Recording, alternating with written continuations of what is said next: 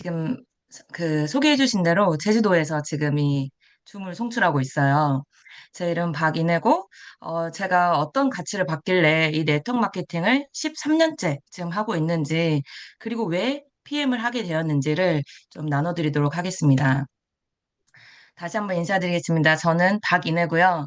저는 26살에 네트워크 마케팅을 만나서 이 사업이 지닌 가치와 비전을 정확하게 이해했고, 그리고 그렇게 13년째 돈과 시간을 함께 벌면서 제주 라이프를 살고 있는 두 아이의 엄마입니다. 앞서 제 이야기를 조금 더 드리면, 저는 20대 때부터 20살 때부터 운이 좋게 아르바이트로 들어갔던 곳에서 알려준 대로만 했더니 거기에서 이제 고연봉을 받게 돼요. 처음부터 그랬던 건 아니고 아르바이트로 들어갔는데 요렇게 한번 해봐 했을 때 저는 인풋 아웃풋이 굉장히 확실한 사람이에요. 그래서 배운 대로 했더니 거기에서 이제 또래 친구들보다 많이 받게 됐고 200만 원, 400만 원, 600만 원 쭉쭉 치고 올라가다가 그렇게 이제 1000만 원이라는 소득을 넘겨보면서 20살 때부터 억대 연봉의 반열에 오르게 됩니다. 실제로 SK라는 그 대기업에서 제가 영업을 했고, 그리고 이 돈을 벌다 보니까 삶에 많은 것들이 바뀌었어요. 겉으로는 이제 뭐 좋은 집에 이사를 가기도 하고, 그리고 남편과 엄마에게 이제 외제차를 선물하기도 하고, 부모님에게 집을 선물해드리고, 그리고 엄마에게 저희 첫 아이를 이제 육아를 도와주시길래 300만 원씩 용돈을 드리기도 했고, 매달. 그리고 그 외에 이제 어린 나이에 뭐 고급 취미들, 뭐 이런 것들을 이제 누렸는데, 제가 왜 이걸 말씀드리냐면, 사실, 내가 누군가한테 사업을 전달할 때, 나보다 뭔가 더 나은 삶을 살고 있으면 우리는 머뭇거리 하잖아요. 근데 저는 늘 갈증이 있었어요. 제가 겉으로 봤을 때 친구들이, 야, 너 정도면 정말 괜찮은 삶 살고 있지, 성공했지라고 말하는데, 저는 한 번도 제가 뭐 성공을 했다? 내가 그렇게 해봤던 적이 없었던 것 같아요. 물론 이제 누리고 있는 것들은 있었지만 늘 한켠에 갈증이 있었어요. 그 갈증이 왜 어떤 것일까 늘 고민을 했었는데 이 돈을 내가 이렇게 버는 경제적인 소득을 언제까지 유지할 수 있을까? 이런 생각들이 들었고 그래서 끊임없이 도구를 찾았던 것 같아요. 그러다가 이제 투잡으로 자영업장을 오픈하게 돼요. 20대 중반쯤에. 그 오픈을 했던 이유도 프랜차이즈 로열티 사업을 하고 싶었는데 프랜차이즈를 하나 살려고 보니까 뭐 스타벅스라던가 설빙 뭐 이런 그때 당시 설빙이 한 5억 정도 했어요. 그리고 뭐 엔젤리너스 이런 것들도 굉장히 수지타산이 언제 이렇게 손익분기점을 넘길지 모르는데 굉장히 비싸더라고요.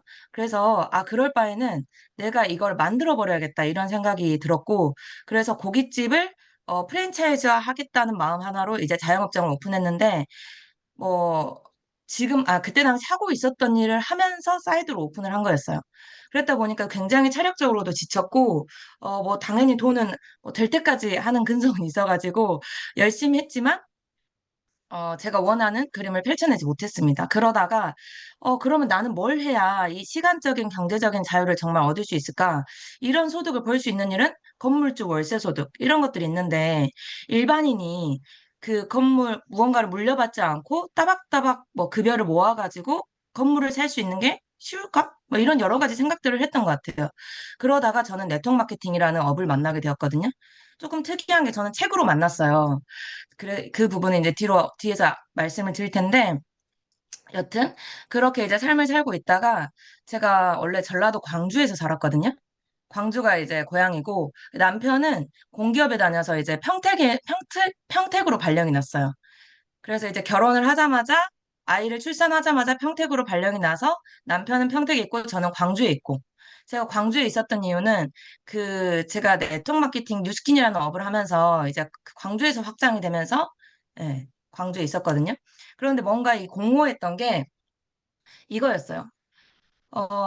열심히 살 때는 괜찮겠지라고 생각을 했는데 아이가 한 5살쯤 되니까 엄마 왜 우리는 아빠랑 떨어져 살아? 이 얘기를 하는 거예요. 근데 저는 제 삶의 목표는 가족들과 행복한 삶, 그리고 행복한 나, 여러 가지가 있는데, 단순히 돈만 보고 했다라면 저는 그 말이 스치진 않았을 거예요. 그런데 아이의 그 말 한마디가 굉장히 사무치더라고요. 그래서 그날 이후로 고민을 굉장히 많이 하게 돼요. 한 1년 가까이를 한 것 같아요, 사실. 그래서 아, 내가 이렇게 육각형의 삶을 원해서 지금 네트워크 마케팅이라는 업을 하고 있는데, 그렇게 살 수 없다라면 나는 그냥 육각형 인생을 좀 더 작게 줄여야겠다. 그래서 먹고 싶은 것도, 사고 싶은 것도, 갖고 싶은 것도, 살고 싶은 삶도 꿈의 크기를 저는 전부 다 줄여버렸어요. 그래서 이렇게 살면 그럼 괜찮을까? 라는 생각을 하던 시점에 제 남편이 제주도로 발령을 나게 돼요. 그래서 따라갈까 말까 굉장히 고민을 많이 했는데 아이의 그 한마디에 고민을 하다가 저의 꿈 사이즈를 줄여버렸고 그러면 따라가서 내가 거기에 맞춰 살아야겠다. 내 아이의 행복을 위해서라도 라는 마음으로 가게 됩니다. 그래서 제 안에 뭔가 살고 싶은 삶, 원하는 꿈, 원하는 목표 굉장히 컸는데 이거를 잃어버릴 소중한 것들을 않아야겠다라는 마음 하나로 이렇게 제주를 떠나게 돼요. 제주로 향하게 됩니다. 그랬을 때 당연히 이게 물론 1년 동안 고민을 하고 떠나갔지만 해결되지 않은 부분들이 있었어요. 아이 둘 엄마가 아이 둘 엄마가 되어가지고 제주도로 갔고, 그리고 가족도 없고 지인도 없고 아무 연고도 없는 곳에서 내가 과연 여기서 얼마나 더 살아낼 수 있을까라는 고민을 했고, 그리고 나는 어떻게 살고 싶지? 라는 생각을 했을 때 저는 매일매일 행복하고 건강하고 좋은 사람들과 좋은 음식, 그런 행복을 나누면서 살고 싶은 사람이거든요. 그러니까 나는 어떨 때 행복하지? 사람들과 좋은 에너지를 교류할 때, 그리고 우리 가족이 행복할 때, 그리고 내가 아프지 않을 때, 내가 어느 누군가에게 든든한 힘이 될 수 있을 때, 경제적으로든, 뭐 어떤, 뭐 심리적인 거든. 그래서 이런 부분들이 저에 대해서 정립을 하기 시작해 나가는데, 그러면 나 이렇게 제주도에 이사 왔고, 아무것도 없이 다 내려놓고 왔는데, 앞으로 5년 뒤, 10년 뒤, 이대로 괜찮을까? 라는 생각을 했을 때 저는 괜찮지 않았어요. 앞으로 이게 지속된다라면 평택에서 남편을 두고 광주로 왔던 것처럼 제주의 남편과 남편을 두고 또 나가지 않을까? 막 이런 고민들이 됐던 것 같아요. 근데 그런 찰나에, 아, 이제 사람들은 어떻게 살고 싶지도 생각하지만 저는 이제 불편함을 겪기가 싫었거든요. 저에게 불편함은 가난하게 살 자신이 없었어요. 아이의 꿈을 내가 가진 만큼 꾸게 할 자신도 없었고, 해마다 돌아오는 경조사에서, 제가 경제적으로 좀 부족하다라면 그거를 한 발 뒤로 빠져 있을 자신도 없더라고요. 나는 성장하지 않고서 행복할 자신이 없었어요. 그리고 사람들한테 아쉬운 소리 못해서 이 업을 못한다라고 하는데, 저는 아쉬운 소리 하기 싫어서 이 업을 해요. 그리고 직장에 들어가서 고군분투할 자신이 없었어요. 직장에서 열심히 할 바에는 나는 뭔가 비전 있고 가치 있는 일에는 열심히 할 자신은 있는데 직장 좀 고민이 되더라고요.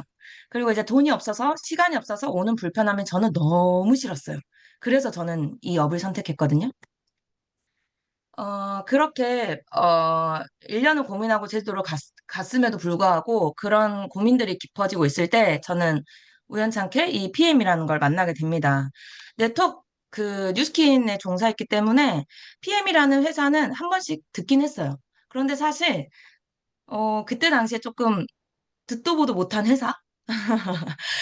그때 당시 5년 차였기 때문에 그렇게 생각을 해서 저는 약간 한쪽으로 제쳐놨던 것 같아요. 근데 제가 이 장표를 마주하고는 조금 다르게 이제 생각을 하게 됐는데 다른 분들은 보상을 듣고 뭐 제품이 좋아서 뭐 이렇게 시작을 하기도 하지만 저는 이거 하나였어요. 대한민국 업계 현황의 이제 2025년도 자료인데 그때 당시는 이제 2023년도 자료를 제가 보게 됐거든요. 그래서 제가 그때 몸담고 있었던 유스킨이라는 회사가 4천억대 매출을 아마 하고 있었고 이 3위 안에 들어 있었어요. 부동의 3위 자리에 있었는데 어느새 PM이라는 회사가 들어온 지 5년 정도밖에 안 되는데 이렇게 치고 올라왔는데 3위를 했고 그리고 그때 당시 5,800억이라는 매출을 했어요. 근데 저는 이게 너무 충격적이었어요. 사실 그 안에 있을 때는 각자 자기 회사들이 최고라고 생각을 하고 업을 진행을 하잖아요. 근데 이 장표를 봤을 때 저는 굉장히 많은 기회가 보였거든요. 왜 그랬냐면 이 바디바라는 제품으로 시작해서 스킨케어로 시작해서 다이어트로 끝난 회사예요. 뉴스킨은. 그런데 그 회사가 이제 시간이 지날수록 이 매출이 더 하락을 했는데 그때 당시 제가 몸담고 있었을 때 하락세였어요. 뭔가 느낌이. 그래서 이대로 뭔가 다시 점프업을 해서 내가 그 소득을 벌 자신도 없고 그러니까 비전이 없는데 비전이 있다라고 이야기를 못 하겠는 거예요. 이 뉴스킨이라는 회사가. 그런데 또 그 업을 놓자니 그래도 작게나마 제가 생각하는 그 목표에 도달하지 못하는 권리소득을 받고 있었거든요. 그래서 내려놓지는 못하는 그런 상황이었어요. 예, 진퇴양난의 상황이었죠.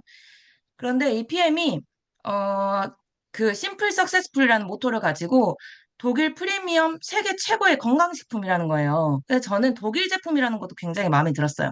독일이라고 하면 의약품도 최고, 뭐 차도 최고, 그리고 뭐 굉장히 까다로운 나라 이런 것들이 이제 이미지가 있잖아요.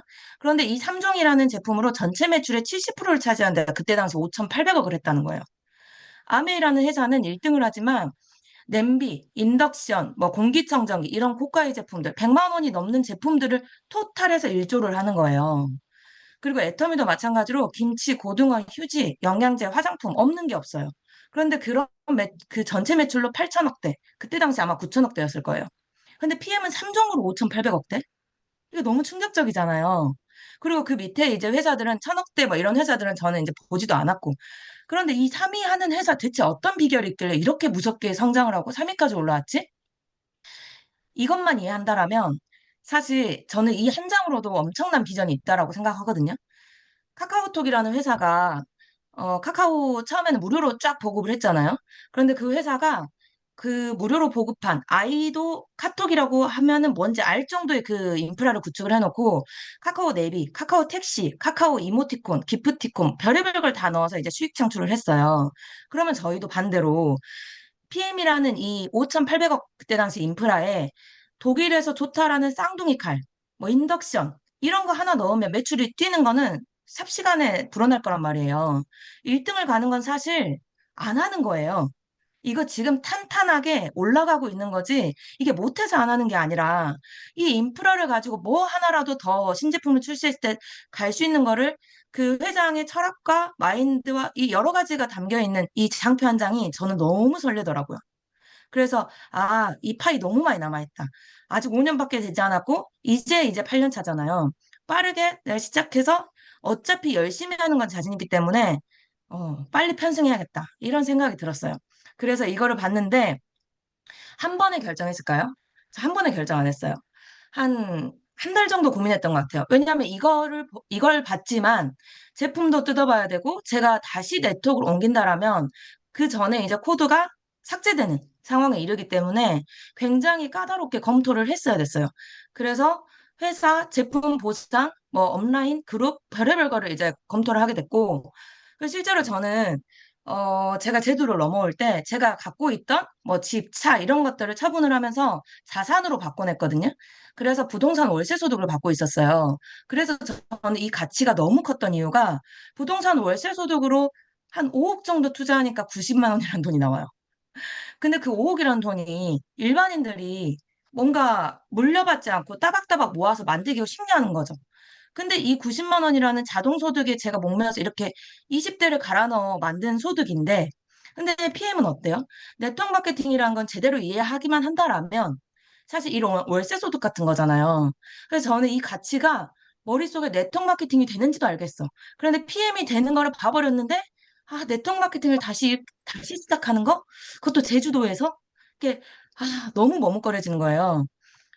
그런데 그래, 내가 뭐 일을 안 할 것도 아니고, 내가 뭐 직장에 들어갈 수 있는 것도 아니고, 왜냐면 아이 둘이었기 때문에 쉽게 뽑아주지도 않지만, 제가 들어가고 싶은 마음도 없었어요. 그래서 일을 안 할 것도 아니고, 월에 딱 300만 원만 벌자. 더 말고, 아이 키우면서 엄마가 집에서 300만 원 아이들 케어하면서 벌면은 어때요? 괜찮잖아요. 그래서 처음엔 그런 마음으로 시작했어요. 저는 이거를 정확하게 이해했기 때문이거든요. 사사분면을 굉장히 많이 보고 또 이제 들으셨겠지만 제가 바라본 이제 사사분면을 또 말씀을 드리면 저는 책으로 만났다고 했잖아요. 이 업을. 실제로 제가 돈을 잘 벌고 있을 때 부자들은 대체 어떻게 해서 저렇게 시간적인 여유도 있지? 이런 게 굉장히 궁금했어요. 근데 제 주변에는 또래 친구들이 학교를 다니고 막 뭐 직장도 이제 들어가거나 사회 초년생들이었기 때문에 물어볼 데가 없었어요. 그래서 저는 책으로 이제 공부를 했고 책에서 부자들이 돈을 버는 방식이라는 게 나온 거예요. 부자 아빠, 가난한 아빠라는 이 책의 배경이 우리 아빠는 가난한 아빠였어요. 그리고 친구의 아빠는 부자의 아빠인데 우리 아빠는 공부 잘해야 좋은 대학 가고 좋은 대학 가야 잘 살 수 있다라고 가르쳤지만 잘 살고 있지 않았고, 그리고 친구의 아빠는 너가 잘 살려면 사업을 배워야 돼. 시스템 소득이 있어야 돼. 라고 가르쳤는데 굉장히 이제 잘 살고 계셨던 거죠. 그래서 이 로버트 기요사키라는 저자가 내가 그럼 잘 살려면 어떻게 해야 되지? 고민을 하다가 친구의 아빠의 조언을 따르기로 해요. 그래서 거기에서 느꼈던 것들을 이렇게 적어놨어요. 그 사람이 네트워크 마케팅을 막 진하게 했던 것도 아닌데 네트워크 마케팅의 가치에 대해서 또 펼쳐낸 책이 있어요. 그래서 혹시 안 읽어보셨다면 꼭 읽어보시길 추천드리고 그 책에서 나왔던 게 이 사분면에 전 세계에 5만 가지의 직업이 있는데 그 5만 가지 직업이 이 사분면 안에 다 들어간다라는 거예요. 실제로 왼쪽 분면은 직장인 자영업, 이쪽은 95%의 사람들이 종사를 하고 5%의 돈을 나눠 쓴다라고 이야기를 합니다. 그 실제로 그 오른쪽에 있는 그 5%의 사람들은요, 95%의 돈을 나눠 쓴다라고 해요. 우리가 쉽게 그 95명의 사람들이 5마리의 치킨을 뜯어먹는 거, 나눠 먹는 것과 똑같아요. 그럼 어때요? 레드오션, 피 터지겠죠. 근데 이 오른쪽에는 5명의 사람들이 95마리의 치킨을 나눠 먹는 거기 때문에 이 블루오션이란 말이에요. 그러면 내가 돈을 벌려면 적어도 일단 얼마를 벌든 간에 오른쪽에서 벌어야 된다라는 거죠. 그런데 이 왼쪽 분면의 대부분 사람들이 뭐 생각이라던가 교육이라던가 학교에서도 좋은 직장 뭐 이런 것들에 대한 교육을 받잖아요. 저는 책으로 교육을 한 거예요, 제 자신을. 그래서 이 책에서 나온 대로 오른쪽 분면을 옮겨가야 되는데 심지어 또 오른쪽 분면으로 어떻게 하면 이동할 수 있는지가 나와요. 사업이라는 건 첫 번째 만든다라는 거죠. 기술과 자본을 들여서 내가 뭐 삼성 이건이라던가 현대 정몽주 회장처럼 그렇게 만들어야 되는데 현실적으로 저는 그 정도는 어려울 것 같아요. 그래서 제가 두 번째 선택했던 방법은 사는 거였어요. 프랜차이즈 로열티를 받기 위해서 아까 말씀드렸던 뭐 스타벅스, 설빙 뭐 이런 것들을 살려고 했는데 그것 또한 뭐 한 5억에서 10억 이상이 된다라는 거죠. 그게 만약에 비전이 있고 손익분기점을 빨리 넘길 수 있다라고 생각했으면 저는 그것도 했을지도 몰라요. 하지만 현실적으로 그것도 녹록지 않았고 세 번째는 활용하는 거. 시간과 열정만 투자한다라면 할 수 있는 활용할 수 있는 그게 네트워크 마케팅이었어요. 그래서 이 책에는 네트워크 마케팅, 검증된 네트워크 마케팅에 편승하면 이 사업의 부면을 넘어올 수 있다라고 이야기를 하는 거예요. 그래서, 그러면 네트워크 마케팅이 사업이야? 그럼 난 이쪽으로 넘어가야겠다. 저는 직장 생활을 2달 정도는 해봤어요. 제가 전공이 이제 병원 쪽 그 코디네이터다 보니까 제가 그때 막 돈을 벌 때 친구들은 병원에 취직을 했단 말이죠. 그래서, 나도 그 업에 대한 경험은 해보고 싶어서 그렇게 20대 때 벌다가 들어갔는데 저는 그만뒀어요. 왜냐하면 거기에서 2달을 경험하면서 이 사분면 안에 추구하는 경제적으로 추구하는 것들이 있구나라는 걸 판단을 했거든요. 직장은요, 안정을 추구해요. 따박따박 주는 돈. 근데 저에게는 안정? 아, 그때 당시 한 200만 원이란 월급에 맞춰서 살아야 되는데 그게 안정일까? 내가 200만 원이 뛰어넘는 인플레이션이 닥치면 내가 그 안정이라고 이야기할 수 있을까? 내가 진짜 안정인 거는 경제적으로, 시간적으로 내가 무언가를 탄탄하게 갖추고 있을 때 안정이지 않을까? 라는 생각이 들었고, 그래서 직장에서 나와서 자영업을 사람들이, 이제 독립을 추구하죠. 자영업자들은, 이 정도면은 내가 나와서 더 잘할 수 있을 것 같은데 해서 이제 자영업을 하게 돼요. 근데 대부분 직장인과 자영업을 왔다 갔다 하죠. 왜냐하면 자영업을 해보면 또 모든 걸 내가 감당해야 된다는 걸 알기 때문에 그냥 내가 따박따박 월급 받을 때가 좋았구나 라는 생각을 하면서 다시 직장으로 돌아가요. 그런데 제가 만약에 건물에 뭐 어떤 건물을 지어서 그 건물을 짓는데 제가 어떤 노동을 해요. 그런데 그렇게 해서 그 건물을 너를 줄게. 그리고 월세를 받을게. 해서 그렇게 만약에 업을 그러니까 그 건물을 짓는데 일조하는 노동을 했을 때 이 시스템 소득을 얻을 수 있다라면 저는 노동을 했을 수도 있어요. 그러니까 노동이 싫은 게 아니라 저는 끝점이 정해진 그 비전이 없는 그 업에 이제 종사하기 싫었던 거예요. 그래서 오른쪽 분면으로 내가 어떻게든 넘어가야겠다 해서 네트워크 마케팅을 선택을 하게 됐습니다. 남들은 뭐 네트워크 마케팅 뭐 선입견이 있으면 싫어하죠. 근데 저라고 뭐 이게 천직이다 이렇게 만났겠어요? 저도 선입견이 뭐 있었죠. 근데 저는 그게 중요하진 않았어요. 저의 장애물이 되진 않았어요. 왜냐하면 원하는 삶이 너무 뚜렷했고, 그게 도구가 된다라면 알아보자. 알아봐서 이상한 게 아니면 하면 되고, 이상하게 하는 사람들이 있으면 이상하게 안 하면 되는 거고. 그래서 저는 그렇게, 저의 그 확신이 들었고, 그래서 결국은 열심히 할 자신은 있는데 노력보다 중요한 건 선택이겠구나. 직장 다녀도 자영업을 해도 열심히 할 나인데 내가 이왕이면 열심히 할 거, 원하는 삶에 가까워질 수 있는 도구를 잡아서 열심히 한번 해보자. 그렇게 이걸 보고 시작을 하게 됐습니다. 그래서 시스템 소득의 종류는 사실 네트워크 마케팅뿐만 아니라 이렇게 여러 가지가 있어요. 대표적으로 음원 소득도 있고, 부동산 소득도 있고, 뭐 인쇄 소득 쭉쭉 있지만 제가 노래를 잘하진 않아요. 잘해도 사실 이게 쉽지 않죠. 지금 아이돌에 뭐 그렇게 그 자리까지 간다는 게. 그리고 부동산 소득은 말씀드렸지만 그래도 일반인들이 가장 근접하게 갈 수 있는 자산 소득인데 이것 또한 100만 원씩 내가 적금을 넣어서 1년을 모으면 1200이고 10년을 모으면 1억 2천이에요. 그럼 50년을 넣었을 때 5억, 6억 정도 돼요. 그러니까 그게 현실적으로 내 시간 대비 노력 대비 물줄기가 너무 작기 때문에 그 노력에 대한 물줄기가 작다라면 그 다른 걸 한번 알아볼 수 있겠다. 라는 생각이 들었고, 그리고 이 인쇄소득도 마찬가지로 해리포터 저자라든가 이런 사람들은 책을 그 예전에 펼쳐서 아직까지도 인쇄소득을 받는데, 그렇게 할 자신도 없고, 그리고 금리소득도 저는 주식도 공부를 해봤고, 뭐 이제 여러 가지 있죠. 뭐 배당금 받고 이런 거. 근데 이게 사실은 되게 불안해요. 예. 이게 막 안정적이다라고는 할 수는 없었던 것 같아요. 왜냐하면 큰 정말 자산이 30억 이상 있어서 이런 금리소득 받으면 뭐 어떨지 모르겠는데, 저는 그 정도는 아니었거든요. 그래서 제가 선택한 시스템 소득의 종류 중에 네트워크 마케팅이 그래도 평범한 사람이 누구든지 도전해서 열심히만 한다라면 괜찮겠다. 이거는 승산이 있겠다. 라는 생각이 들었고, 그렇게, 네트워킹을 10년을 지속해왔고, PM을 다시 만났을 때는, 이거 좀 직감적으로 알아챘어요. 그래서 되겠다 싶어서 그때부터는요, 뒤도 안 보고 뛰기 시작했어요. 정말. 왜냐하면 네트워크 마케팅을 이렇게 뭐랄까 연금 소득처럼 쭉 가져가야 되는 건 맞지만 몰입해야 되는 시기가 있어요. 레버리지를 내기까지는 처음에 내가 막 전달을 해서 그 뿌리를 내려 씨를 뿌려야 된단 말이에요. 그래서 스타트 하자마자 정말 만나는 사람마다 액티바이즈 먹이고 사업 보상 풀고 액티바이즈 먹이고 사업 보상 풀고 안 들어도 상관없어요. 관심 없다 해도 상관없어요. 왜냐하면 들으면 관심이 생길 거거든요. 관심이 없어도 내가 이거를 잘 핸들링 할 수만 있다라면 너에게 도구가 돼라는 걸 알려줄 수 있었기 때문에 저는 정말 선물처럼 전달했어요. 그 사람이 뭐 거절하고, 물론 부담스러워 하시는 분들한테 막 억지로 하진 않았지만 저는 정말 선물같이 만났기 때문에 저 상대한테도 선물처럼 전달할 수 있는 거예요. 몰라서 못하는 거잖아요, 대부분. 그래서 이렇게 했더니 첫 달에 제가 480만 원 빠른 승급 보너스 같은 거 다 빼고 이 소득을 받게 돼요. 이거 네트워크 마케팅 하면 돈 안 되는 거 아니야? 라는 이야기에 하면 되던데요.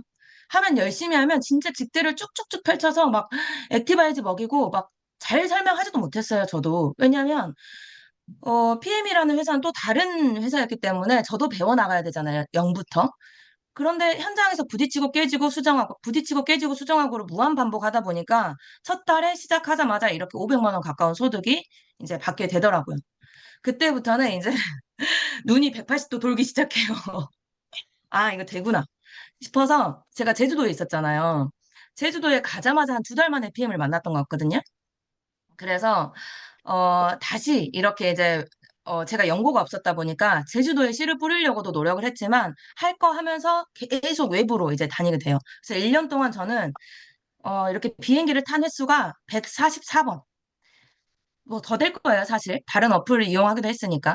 근데 뭐 정말 국내에 이런 공항들이 있는지도 몰랐어요. 원주공항, 군산공항 뭐 이렇게 있는지도 몰랐고 울산에 공항이 있는지도 몰랐고 최근에 이제 대구공항까지 다녀오게 됐는데 그렇게 이제 막 공항 이렇게 지역들을 돌면서 물론 온라인으로도 할 수 있어요. 근데 저는 제 열정과 제 눈빛과 모든 거를 현장에서 보여주고 싶었어요. 이게 얼마나 가치 있고 비전 있고 이런 일인지 그러니까 급한 거예요.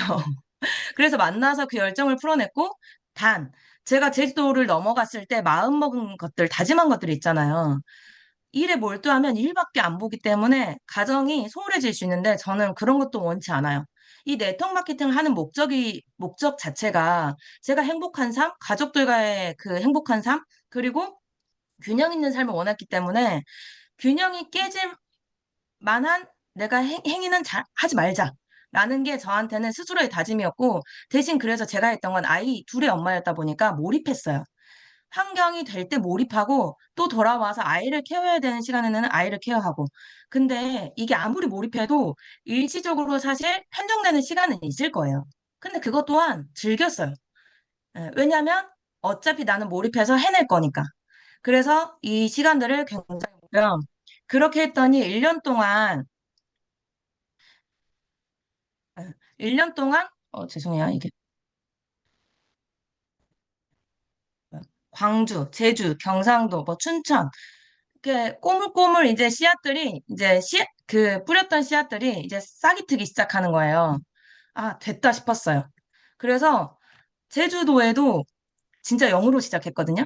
근데 제주도에도 끊임없이 씨를 뿌리고 있었고, 제주도에서 저는 이제 더 커질 거라는 확신을 하는 게 사실 0에서 2를 만드는 건 어려워요. 근데 2를 만들어 봤다라면 그 다음은 시간 문제라고 생각해요. 왜냐? 해봤기 때문에 그 해본 감각을 가지고 또 만들어내면 되는 거라서. 그래서 이렇게 처음에, 저도 처음이 있었죠. 처음에 막 시스템을 나가는데 혼자 나가고. 이게 계속됐어요, 1년 동안. 근데 사람들은 이게 1년 되고 2년 되고 하면요, 놓거든요. 근데 저는 된다라는 걸 확신했기 때문에 그냥 꾸준히 했어요. 어차피 내가 지금은 혼자일지라도 다 처음으로 혼자 시작하죠. 누가 처음부터 뭐 몇 명씩 데리고 시작해요. 저 조직 안 옮겨왔어요. 그런데 여기에서 꾸준히 할 걸 하다 보니까 사람들이 그 가치를 알아보는 사람들이 팀원으로 생기기 시작했고 각 지역에 이제 팀이 생기기도 했지만 제주도에서 뿌리를 내려가기 시작했어요.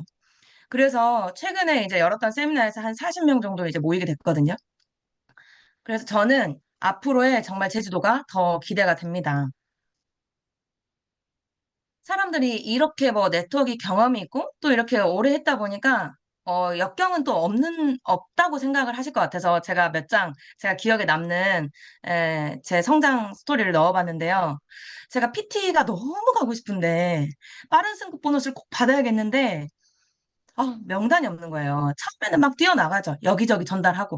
그런데 이제 뎁스가 내려가기도 하고 그러면서 제 직대를 막 찾아야 되는데 명단이 너무 없어서 이게 제가 10년 전에 결혼을 하면서 만났던 가이드예요. 예, 발리의 가이드인데 그 발리의 가이드가 친구들도 가이드예요. 여기 보이는. 근데 이 친구들을 데리고 한국에 여행을 온다는 거예요. 그런데 이제 그 다짜고짜 잡고 그 SNS로 물어봐요. 너 잘 먹고 잘 사는데 관심 있어? 너 잘 먹고 잘 사는데 관심 있으면 내가 엄청난 도구 알려줄게. 나 잠깐만 만나자. 근데 뭐 제주도를 들어오겠어요? 이분이 홍대를 서울 구경을 왔어요. 친구들을 데리고. 그런데 그래서 이 서울 구경을 왔는데 제가 제주도에서 이 친구를 만나러 가는데 여기로 여행을 왔을 거 아니에요. 그래서 저한테 주어진 시간은 30분도 안 됐어요. 근데 이 너무 간절하니까 이 30분을 만나러 제가 서울에서 김포에서 홍대까지 간 거예요. 그래서 이 친구들한테 치킨 사줄게 가자 해가지고 치킨 사주러 갔는데 거기서 액티바이저를 막 타서 먹였어요. 그래서 플러스 나오는데 치킨 나오기 전에 정말 이 액티바이즈에 대한 가치를 막 설명을 하면서 이거 너네가 한번 먹으면 건강이 좋아지고 이 건강 좋아진 걸로 거기에서 한번 확장할 수 있어. 라는 이제 사업 설명을 했죠. 이분들이 한국말을 알아먹으니까. 그렇게 해서 이제 가입을 시켰어요. 그치만 확장이 되진 않았어요.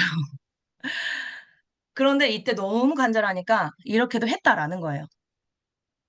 그리고 이거는 이제 제가 이때도 PT 갈 같은 5월이에요. 이때 굉장히 많이 울었어요. 지금은 웃으면서 이야기를 할 수 있지만 보는 사람마다 막 눈물이 눈물이. 그 왜 그랬을까 생각을 해보면 목표는 너무 간절하고 진짜 막 잘해내고 싶은데 잘할 수- 잘 해내지 못하는 상황이었던 거예요, 제가. 정말 해내고 너무 간절한데 이때 아이들 그리고 남편이 제가 너무 간절하니까 육아휴직을 써줬었어요. 한 몇 달.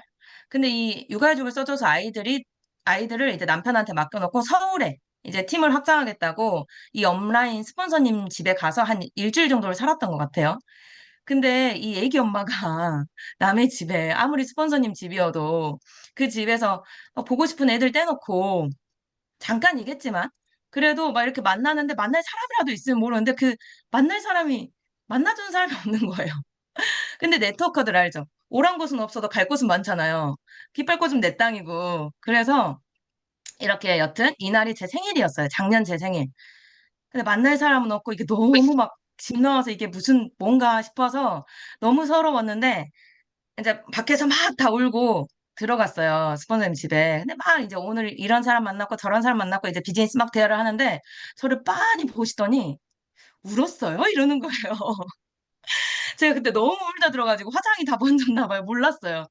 근데 거기서 이제 못 참고 막 눈물이 이제 막 더 나니까 정말 걷잡을 수 없더라고요. 그 뭔가의 그 감정들이. 그래서 가자. 그냥 다 내려놓고 이제 밥이나 먹으러 가자 해가지고 소고기를 사주시더라고요. 그랬던 기억이 저한테는 이런 모든 기억들이 사실 저를 자신을 믿는 힘이 되었어요. 누군가는 그렇게까지 해야 돼? 뭐 이거 해서 뭐 확장됐어? 이렇게 물어볼 수 있지만 저는요, 나 이렇게까지 하는데 되겠다. 그냥 저한테 제 자신의 양심이 적어도 나라는 사람이 어떻게 하는지를 알잖아요. 어떤 사고를 가지고, 어떤 생각을 가지고, 어떻게 뛰어나가는지를 알기 때문에 그 또한 자양분이 된 거예요. 결국 버릴 게 없다라는 거죠. 그래서 이런 시간들이 지금의 저를 만들어낸 것 같고, 이때 저는 그렇게 PT를 달성을 했어요. 예, 그래서 저는 제가 이 사업의 가치를 이제 좀 말씀을 드리자면요. 다른 분들은 이거 얼마나 팔아야 돼? 나 파는 거 못해. 이런 얘기 하시잖아요. 그런 분들에게 이런 이야기 해주세요. 제가 영업이었다라면 사실 그 전에 영업 분야에 있었기 때문에 옮길 이유도 없었고, 거기서 잘하고 있었기 때문에 그렇게 쭉 했으면 돼요. 뭐 시장이 끝났니, 뭐 통신도 뭐 끝났니, 어딜 가도 다 끝났대.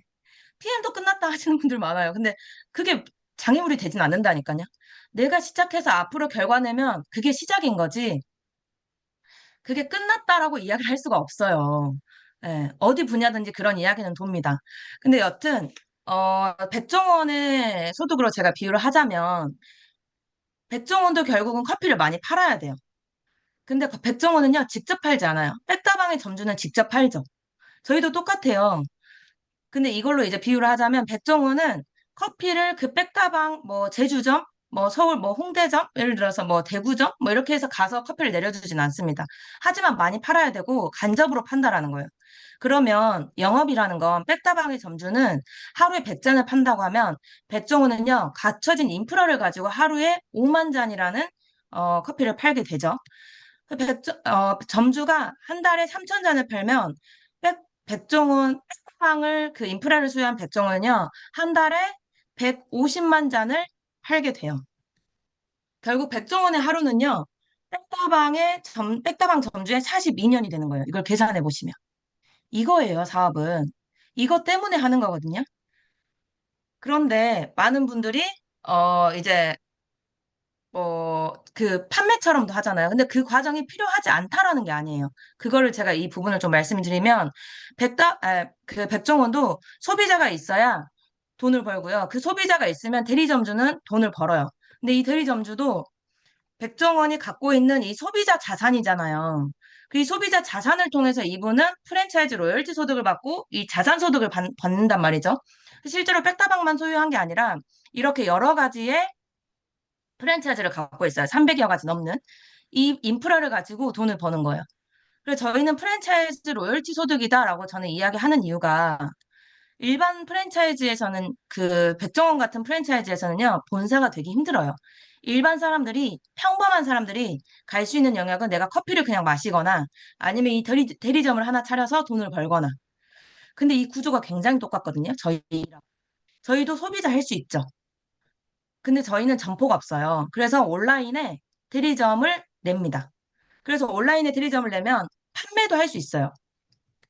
하지만 제가 경영자까지 갈 수 있어요. 뭐냐면 사람들은 그래서 사업을 팔아야 돼, 제품을 팔아야 돼 하는데 다 하셔야 돼요. 내가 제품을 팔 줄 알고 유통을 해봐야 어떤 그 유통의 노하우를 가지고 너 이렇게 하면 돈 벌 수 있어라는 것도 알려드릴 수 있고 그리고 조직을 경영할 수도 있는 거예요. 그래서 결국 이 업이 장점이자 그 양날의 검을 갖고 있는 게 왔다 갔다 할 수 있어요. 소비자도 됐다가 내가 판매도 했다가 사업으로도 펼쳤다가 원하는 만큼 펼쳐내시면 돼요. 저도 아침에는 소비자였어요. 예, 지금 조금 전에 제품 마셨으니까. 그런데 이걸 누군가가 궁금해 한다라면 온라인 대리점에서 제품을 유통할 수 있겠죠. 근데 누군가가 사업을 궁금한다라면 저는 이렇게 사업을 판매할 수 있겠죠. 팔 수 있겠죠. 이렇게 할 수 있도록. 그래서 일반 사람들이 PM 비즈니스에서 평범한 사람들의 도달 가능 영역은 이 세 가지가 다 가능하다라는 거예요. 그래서 이걸 기억하신다라면 백종원의 일과 정말 저희는 똑같아요. 단 장점은 무점포기 때문에 들어가는 비용, 뭐죠? 월세, 권리금, 보증금, 인건비 이런 것들 부대 비용이 안 들어가고요. 그리고 또 하나 좋은 거는 저희가 뭐 제품을 연구, 개발하거나 생산, 뭐 AS, CS 모든 걸 하지 않잖아요. 그러나 편승할 수 있잖아요. 근데 이거의 가치만 이해하면요. 그 100만 원도 안 되는 그 판권이 얼마나 소중한지 아세요? 내가 이 100만 원도 안 되는 판권을 가지고 경영자의 위치까지 갈 수 있다? 어마무시한 거예요, 사장님들. 근데 이게 이 경영자의 백종원은 경영자지만 백다방을 본인만 프랜차이즈 할 수 있어요. 그래서 누군가가 제가 백다방을 하고 있다가 여기 조희경 그룹장님에게 이렇게 전달을 하잖아요. 그래도 저한테는 판권이 없어요. 이거는 백종원만 프랜차이즈 할 수 있는 거예요. 그래서 저는 어때요? PM이라는 온라인 몰을 확장할 수 있고, 그리고 이 사업을 전달했을 때 누군가가 나처럼 또 저도 본사가 될 수 있는 일이지만 여기 보이는 박순심 사장님께서 그거 좀 괜찮아? 비전 있어 했을 때 이거 괜찮아요. 한번 해봐요 했을 때 저는 누군가에게 전달하고 그 누군가는 또 순심 사장님에게 전달할 수 있다라는 거예요. 이 프랜차이즈 판권을 갖고 있다는 건요. 이 가치는 정말 이루 말할 수 없습니다. 그래서 실제로 제가 직접 프랜차이징한 거는 제가 로열티 5%를 받고, 이 PM이라고 써진 그 그림 안에 소비자들이 형성이 돼 있는 거죠. 무점포니까. 그리고 이 프랜차이징한 이 5%의 제 직대 대리점들이 또 프랜차이징을 할 수 있어요. 이 로열티 소득이 PM이 주는 게 너무 많잖아요. 뭐 직접 추천도 줘, 뭐 6레벨도 줘, 리더십도 줘, 막 이렇게 하는데 본질적인 건 이거예요. 결국 이 소득 때문에 저는 이 업을 하거든요. 주는 게 너무 많고 보상이 많다 보니까 예, 이거를 또 본질이 흐려질 때도 있는데 여튼 본질은 이거라는 거죠. 그래서 직대가 또 프랜차이징 할 수 있고 또 2차에 저로 인해서 확장된 2차 대리점이 또 3차를 프랜차이징 할 수 있고 이렇게 쭉쭉쭉 6레벨까지 프랜차이징 할 수 있는데 나로부터의 6대고 또 나로부터의 그 저의 직대 파트너 있죠. 거기로부터는 저에게 7대가 본인의 6대 영역인 거예요. 그렇게 해서 5,3,3,3,5,5%의 평균 4% 로열티를 지급을 해줍니다. 백종원도 직대밖에 못 뻗치는데 저희는 6대까지 뻗칠 수 있잖아요. 이게 얼마나 큰 비전이냐고요. 그런데 심지어 이 유통망 안에서 PM 주스를 마시는 사람들이 결국은 많으면 되는 일이거든요. 내가 팔았든 사업을 팔았든 그냥 전달했든 가족에게 먹어보라고 했든 상관없어요. 그냥 내가 많이 전달하시면 돼요. 그리고 글로벌 원코드예요. 이게 심지어. 어떤 신발 하나를 팔려고 해도요. 다른 나라로 진출을 하기가 굉장히 어려워요. 근데 이 업은 내가 코드 하나만, 그 8자리 번호 하나만 가지고 전 세계에 뻗칠 수 있는 게 제품을 몇백억씩 들여서 만들지도 않았고 배송을 제가 하는 것도 아니고 뭐 CS라든가 이런 걸 아무것도 하지 않는데 이걸 할 수 있다는 건요. 엄청난 거라니까요. 근데 심지어 저는요, 저로 인해서 뭐 제가 직접 전달한 나라들도 있지만 이 국기가 떴어요. 그러니까 어떻게 떴냐면 밑에 파트너들의 이제 뭐 이렇게 확장이 되기도 하고 뭐 3대, 4대에서 확장이 되기도 하고 그리고 제가 직접 전달하기도 하고 여행을 가서 이렇게 안녕하세요. 원코드가 실제로 가능하다라는 거예요. 그리고 아까 앞서 말씀드린 이 업의 가치는 무점포 프랜차이즈의 가치도 있지만 레버리지 때문에 해요. 한계 없는 소득. 이게 한계가 있었다라면 직장 다니듯이 아니면 내 시간은 유한하듯이 제가 영업을 했어도 제 한계점에 부딪혔던 건 아무리 열심히 해도 개인이 내 시간을 써서 벌 수 있는 소득은 한계가 있어요. 그게 뭐 3천일 수도 있고 뭐 1,700, 1,500 이럴 수 있거든요. 저는 제가 내렸던 결론은 어찌됐건 개인의 시간을 유한하기 때문에 그걸로 볼 수 있는 건 한계가 있다였고 근데 이 업에서는 이 레버리지가 가능하다라는 거예요. 왜냐하면 그 쇼더 플랜이라는 2 곱하기 2는 6이라는 책이 있어요. 그걸 이해하시면 그게 뭐냐면 2 곱하기 2는 4잖아요. 근데 왜 네트워크 마케팅에선 6이라고 하냐면 제가 2명에게 가치를 제대로 전달했을 때 그분들도 똑같이 저처럼 2명씩 전달한다면 6명이 된다라는 거예요. 저로 인해서. 근데 실제로 2명씩 전달하면 4명, 4명이 2명씩 전달하면 8명, 쭉쭉쭉 16명, 32명, 64명 이렇게 확장이 되어요. 그러면 2명이 아니라 내가 3명씩 전달하면 어떻게 될까? 3명이 9명이 되고 9명이 27명, 81명, 243명, 729명이 되는 일. 그러면 5명을 전달했을 때는요. 저는 분명 직대로 5명을 전달했는데 이 5명이 25명, 125명, 625명, 3125명, 15,625명이 되는 거예요. 이거 이해하면요. 정말 소름이 쫙 끼쳐요. 저는 이래서 이 업을 해요. 이게 제가 직대로 전달한 거는 물론 잘 전달해야겠죠. 그런데 이 직대로 한번 봐보세요. 2, 3, 5의 차이는 두 명을 전달했냐, 다섯 명을 전달했냐는 세 명의 차이예요. 그런데 이 밑에 숫자를 보면요. 이 레버리지가 6레벨 안으로 너무 많은 차이가 납니다. 이건 코로나처럼 퍼져나가요. 제품이 너무 좋기 때문에. 이거를 이해하시면 이 업을 사실 안 하실 이유가 있을까요? 그런데 여기에서 대륙이 본격적으로 이제 확장이 시작됐어요. 저는 아까 3위 했던 그 장표만 봐도 한국의 시장이 너무 무궁무진하다. 아, 거기에 제가 뷰티 시장이 이제 시작했고, 거기에 그 인프라에 뷰티 제품 얼티메이트형이 나왔고, 이런 것들도 한국 시장도 너무 무궁무진한데, 누군가는 끝났다라고 한다면 저는 너무 설렌단 말이에요. 그런데 유럽 회사가 아시아권에 중국을 이제 시작한다? 이거는 정말, 저는 말하면서도 소름이 돋아요, 정말로. 보통 미국 회사들은 뭐 아메이, 허벌라이프, 뉴스킨 뭐 이런 회사들은 미국 회사고 아시아권을 들어갔다가 한국에 들어와요. 중국을 들어갔다가. 근데 저희는 중국이 이제 시작이에요. 14억 인구가. 한국은 5천만 인구고 가입자가 110만 정도. 예, 100만에서 110만 왔다 갔다 하는데 그 사이에 있는데 사업자가 실제로 10만 정도밖에 안 돼. 이 사업자라고 하면 열정적으로 하는 사람 있고 그냥 하는 사람 있고 10원이라도 받아간 사람을 이야기하는 거예요. 근데 이 10만 사업자밖에 없는 이 땅에서도 기회라고 생각을 하는데 중국은 14억 인구란 말이에요. 가입자가 10만밖에 안 돼. 근데 챔피언이 세조가 나왔어요. 이거 어떻게 설명할 거예요? 앞으로 이 땅이요. 누가 먼저 깃발 꽂고 누가 먼저 선점하고 열심히 하느냐에 따라서 판도가 너무 바뀔 거라는 거죠. 글로벌 원코드로 실제로 가능하다라는 걸 실감을 했고, 타스 네트워크는 실제로 이게 안 돼요. 글로벌 원코드라고 하지만 실제로 직급을 가야 되고 매출을 해야 되고 여러 가지 조건들이 세부적으로 붙습니다. 근데 저희는 소비자가 오늘 가입했다가 옆에 누군가를 전달해도 가입이 되잖아요. 너무 신기하잖아요, 이게. 가입하고 전 세계 어디든 바로 전달할 수 있다는 장점이 있고, 이 업은. 그리고 세무, 회계, 보상, 행정, 물류, 배송, AS, 법적, 뭐, 라이센스, 이런 거를 다 회사가 해줘요. 저희는 그런 뒷배가 있는데, 저희 여기다가 그냥 어차피 하는 거 열심히 하면 되잖아요. 대체 이게 어렵고, 내가 나 아무나 못해. 이렇게 이야기를 해야 되는 일인가. 예, 결국은 정말 내가 편승만 한다라면 그 파일을 다 가져가실 수 있다라는 거예요. 시각화 한번 해보세요. 저는 제 유통망 안에 PM 주스를 많이 마시면 되는 이 일이 글로벌 50개국에 이미 펼쳐져 있고 내가 펼치기만 한다면 이렇게 가져갈 수 있는 일인데 이거 보잖아요. 너무 설레요. 실제로 전달하면 되는 일이란 걸 봐버려. 그래서 이렇게 글로벌로 뻗칠 수 있는 걸 시각화 하셨으면 좋겠고요. 실제로 80년대 강남 땅을 이제라도 살 수 있는 기회가 80년대로 돌아가서 그 기회를 준다라면 안 사실 거예요? 내가 어떻게든 영끌을 해서든 대출을 받아서든 옆집 아줌마한테 돈을 빌려서든 사지 않겠어요? 사둘 거잖아요. 그리고 2010년대로 돌아간다면 비트코인. 지금은 우리가 가치를 알지만 그때는 가치를 몰랐을 때 살 거잖아요. 2020년대 초에 엔비디아 살 거잖아요. 2026년도에 하이닉스 그렇게 붐이 일었는데 그때로 돌아가면 다들 이거 다 사실 거잖아요. 그러니까 가치를 볼 줄 아셔야 된다라는 거예요.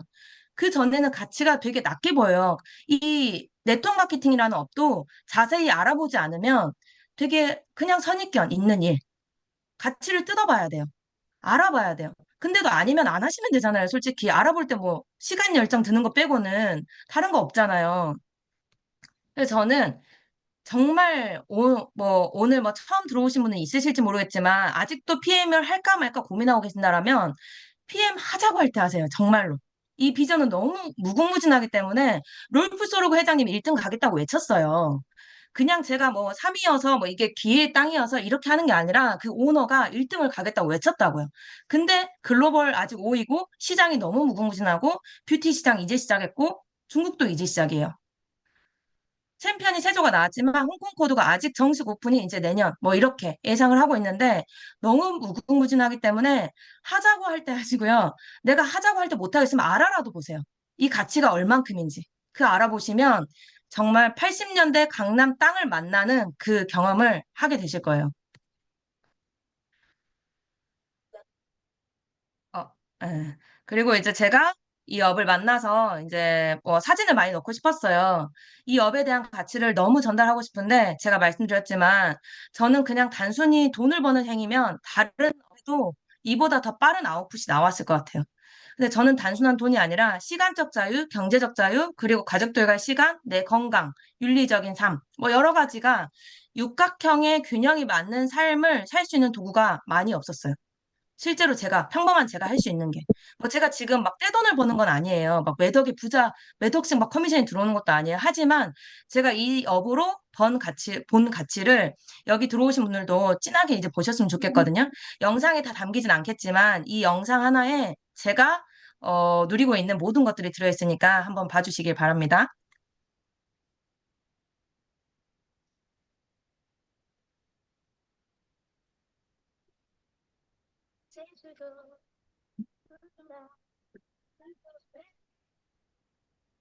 소리가 안 나요.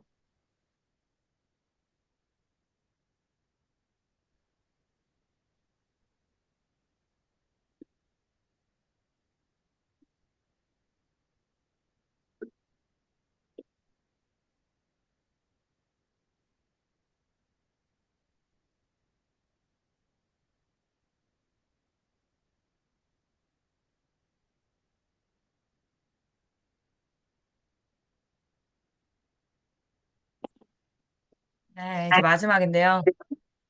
저는 제주도에 왔을 때 정말 아무도 없었기 때문에 너무 불안하고 두렵고 그랬어요. 잘할 수 있을까? 이런 생각들도 많이 있었고. 그리고 뭐 이제 남들은 제주살이 하면 부럽다. 뭐 되게 이렇게 멋있게 간지하는데 저는 사실은 한 켠에 도피였거든요. 살도 안 빠졌고 살도 굉장히 뚱뚱했어요. 살이 애 낳고 살이 안 빠져서 뭘 해도 안 빠지더라고요. 저는 제가 마음 먹으면 해야 되는 사람인데 마음 먹고 살을 빼도 작정하고 살을 빼도 안 빠지고 건강은 잃어가고. 그래서 모든 걸 내려놓을 시점에 왔던 제주도에서 기회를 마주하게 되었고 그렇게 열심히 했더니 이제 뿌리가 내려가고 앞으로의 저는 제가 아직 30대예요. 40대가 너무 기대되거든요. 이 PM을 만나버렸잖아요. 제가 이 PM의 가치는 정말 이루 말할 수 없지만 앞서 이게 전달이 됐는지 모르겠어요. 근데 저는 적어도 제 삶의 주도권이 남에게 있지는 않아요. 직장 상사에 있거나 타인에게 있지 않고 제 삶의 주도권이 중심이 저에게 있습니다. 그래서 아이들을 어린이집 보낼 때 엄마들이 직장 출근하는 엄마들을 굉장히 막 안쓰러워하잖아요. 근데 저는 아이를 어린이집에 보낼 때도 괜찮아요. 왜냐하면 엄마의 삶도 있고 그 열심히 한 시간들로 인해서 또 아이들한테 해줄 수 있는 보상 여러 가지가 있기 때문에 저는 그 중심이 있는 삶을 사는 게 가장 큰 가치라고 생각을 하거든요. 그래서 제가 이렇게 만났던 가치를 여기 이제 그 비즈니스를 진행하고 계신 분들도 알고 계신 분들도 있겠지만 막 고민을 하고 계시거나 어떻게 해야 될지 이제 고민을 하고 계신다라면 제가 봤던 가치를 또 선물처럼 전달 받으셨길 바라면서 오늘의 강의 마치도록 하겠습니다. 감사합니다.